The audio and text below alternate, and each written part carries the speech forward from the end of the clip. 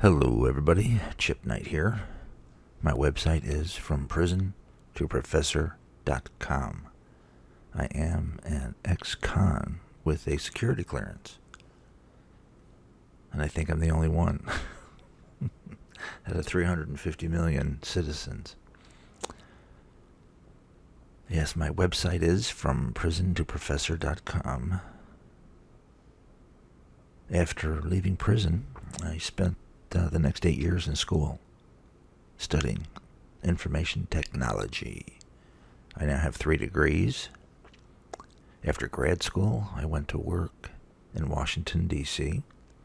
I worked on a project for Homeland Security. And I had a part-time teaching gig at Joliet Junior College. And it's today, February the 3rd.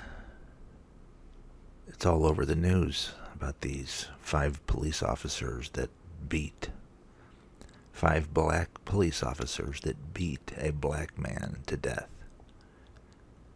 And we all get to watch the video every day. You can only hope and pray that they all spend the rest of their lives in prison for murder. And the fact of the matter is, this is all too common. The only reason these guys were caught was because of a camera. But for 100 years, cops were getting away with murdering black people at will. They could always come up with a reason. He attacked me. He went for my gun. Yeah, this is what everybody should understand. If you're having an interaction with a police officer and he starts yelling, "Stop going for my gun," and you're not going for his gun, he's planning on murdering you. And he wants that audio tape on the record so he can say, "Yeah, he was going for my gun," when in fact he was not going for your gun. And people need to understand this.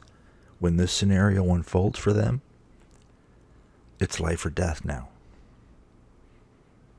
That's what you got to realize. It is life or death. He would not be saying that unless he wanted to shoot you.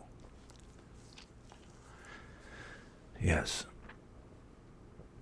And I had an associate years ago. His father was a police officer that, bad luck. His father was in a convenience store when it just happened to be robbed. And the robber had a gun, and the off-duty police officer did something to try to, and ended up being shot and killed. And one of the things his father told him that had a huge impact on him was, I think he was around 8 or 10 when his dad died. And his dad had told him that he was introduced to a group of KKK members.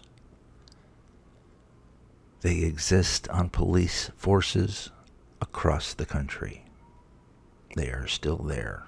They just have receded into the shadows and the cracks and the crevices. And they have taken up jobs with which they can continue to do the KKK's business at will. And his dad told him about the whole experience, about meeting these people. And how can we say, of course it makes perfect sense that this is what the KKK would do. They still get away with murdering, but now we have cameras, so now it's harder for them. And after watching all these stories where all these black people get pulled over by cops and end up dead, I think you genuinely, sincerely have an issue that you don't want to be pulled over. Yeah. And be living life and have cameras, Get that cell phone out and videotape. Oh. And what's the answer? The answer to stop the police from murdering citizens is for the feds to step in. Fire every police officer in the country. If you wear a badge and a gun today, not tomorrow. All of them. Take it away and then actually put some federal standards in. And interview people and have them analyzed by psychiatrists and psychologists and weed out the sociopaths. Because there's no way to weed them out now. And wouldn't you think there should be some criteria? I mean, if you are deemed a psychopath by a psychiatrist, should you really be allowed to have a badge and a gun? No. That's crazy. It is. Yeah, so when your dad tells you that the KKK is out there and that they're on police forces across America, would you believe it? I would.